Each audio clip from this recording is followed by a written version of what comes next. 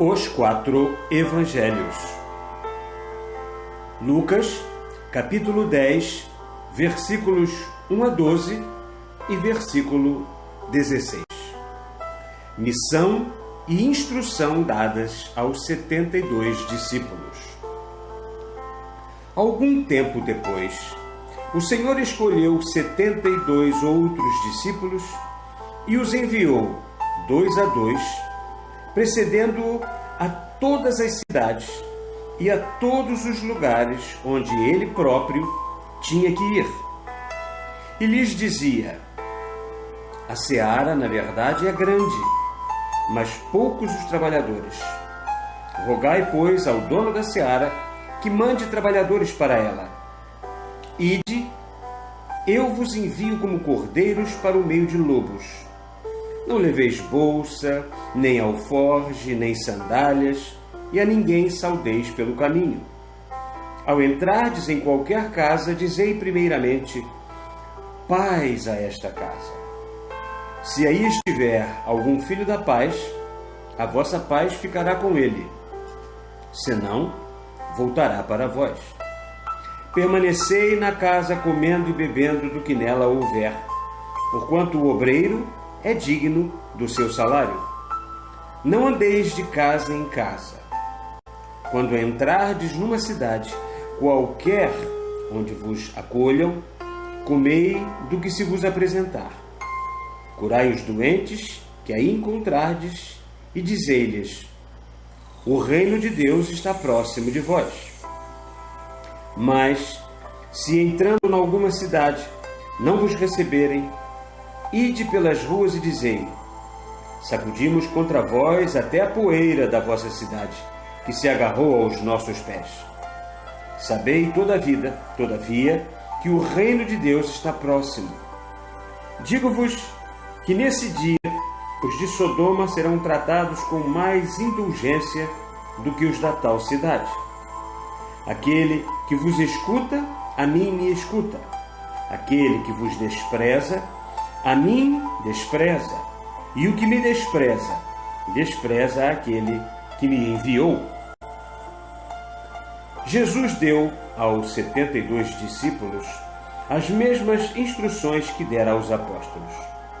Já explicamos nos números 127 e 139, e nos versículos 2 e 3, e do 132 ao 138, os versículos 4 a 12. Não temos necessidade de voltar a estes pontos. Todavia, algumas passagens há a respeito das quais precisamos dar-vos explicações especiais. Não saudeis a ninguém pelo caminho, disse Jesus aos 72 discípulos. Preciso é tirar da letra o espírito. Por essas palavras, Jesus lhes recomendava: não vos deixeis desviar da senda em que ides. Não pareis, avançai para a vossa meta até que a tenhais alcançado. Vejamos as expressões do versículo 6. Filhos da paz, a vossa paz. Por filhos da paz, designava Jesus os que estavam dispostos a enveredar pela nova estrada que os faria adiantarem-se nas vias do Senhor. A paz dos discípulos se deve entender no mesmo sentido.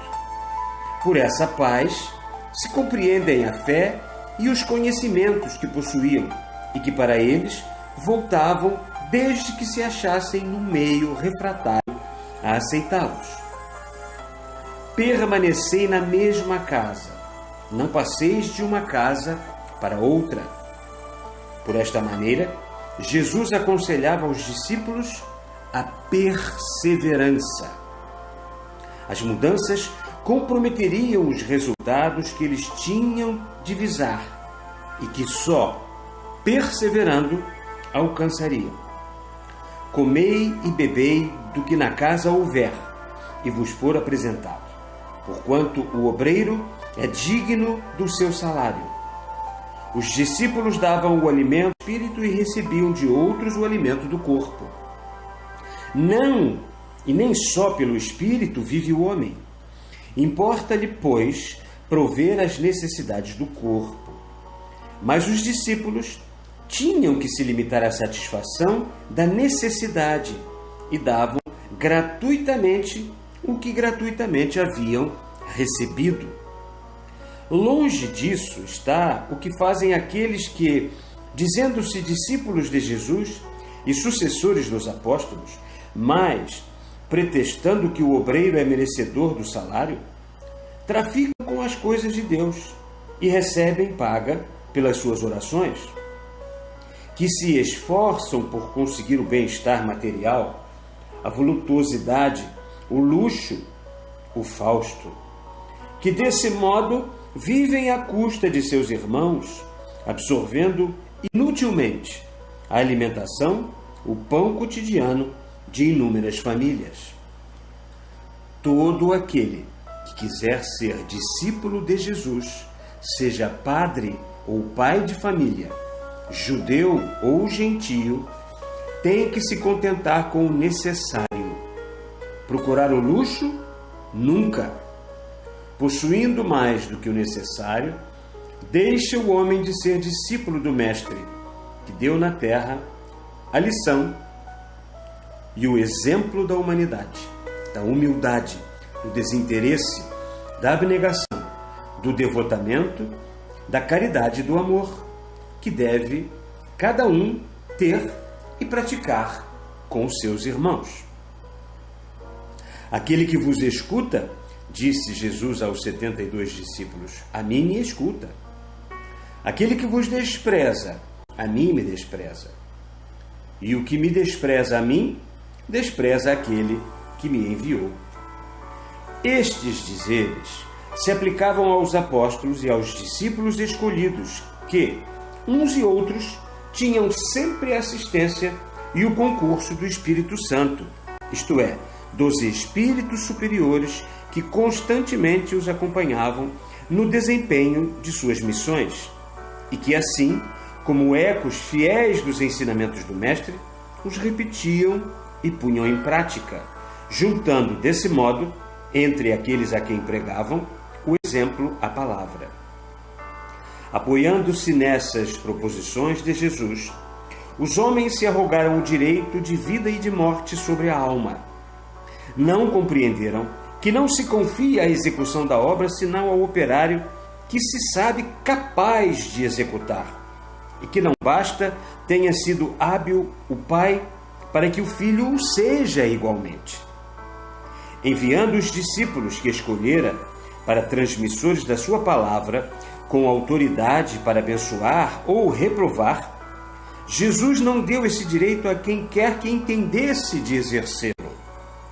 Conquanto um gentio pudesse expulsar os demônios em seu nome, ainda assim era preciso que o invocasse seriamente, isto é, com fé viva, humildade, caridade e amor. Disse Jesus aos discípulos: parti, ide levar a minha palavra a todas as cidades e a todas as povoações. Ide pregar a boa nova. A verdade vos pôs nas mãos o seu facho. Iluminai com seus ardentes raios todas as inteligências. Que a luz se espalhe. Ai dos que se recusarem a vê-la. Em torno desses, mais densas se farão as trevas. Não condeneis os que a repelem. Sacudi a poeira de vossos pés, isto é, afastai-vos, sem deles nada aceitar ou levar, nem mesmo a poeira que vossos passos levantem. Esses serão tratados com mais rigor que os de Sodoma e Gomorra. Por isso que se lhes mostrou a luz e eles fecharam os olhos. Por isso que se lhes fez ouvir a palavra de paz e taparam os ouvidos. Os que, aplicando a si mesmos as palavras do Mestre, se investiram no poder de ligar e desligar, esqueceram que Jesus recomendava aos discípulos que não se munissem de 2 túnicas, nem de 2 pares de sandálias. Nisto, como em tudo, cada um tomou o que lhe convinha, sem se importar com o resto.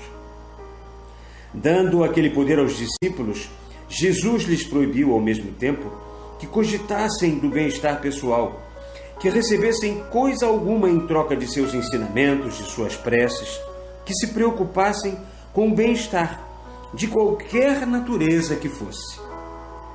Como procederam os que interpretaram ou aplicaram as palavras do Mestre?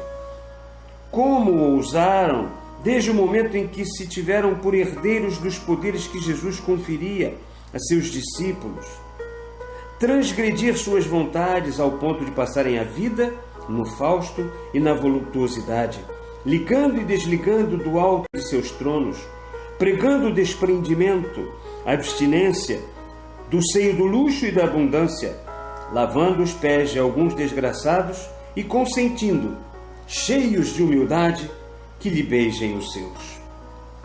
Por vergonha sua, o homem não compreende que a única maneira de erigir para si um trono consiste em assentá-lo no exemplo de uma vida austera e humilde, esforçando-se por trilhar as pegadas do Cristo, por imitar seus apóstolos e discípulos, praticando os ensinos e a doutrina moral do Mestre. Quão maior seria o poder desses homens, que se dizem herdeiros dos apóstolos, quão mais persuasivas e escutadas seriam suas vozes, quão mais obedecidos e respeitados seriam eles, se pelo exemplo pregassem as virtudes que apenas lhe caem dos lábios rosados, como uma ironia atirada à face dessas pobres, macilentas e miseráveis criaturas, a quem pregam o desprendimento dos bens deste mundo. Não está, porém, dentro deste quadro a nossa tarefa atual. Por isso, encerramos aqui as nossas observações. A cada dia basta o seu labor. As virtudes que hão de atrair os homens virão um dia a sentar-se, ativas e benevolentes, no cume da montanha. Somente os que em tudo se esforçam por seguir os passos do Cristo, os que imitam seus apóstolos e discípulos, os que praticam sinceramente suas lições, sua doutrina moral, têm o direito, sejam o que forem, padres ou leigos, judeus ou gentios, de se dizerem discípulos de Jesus, herdeiros dos apóstolos, e de aplicarem a si mesmos estas palavras suas. Aquele que vos escuta, a mim me escuta. Aquele que vos despreza, a mim me despreza. O que me despreza a mim, despreza aquele que me enviou.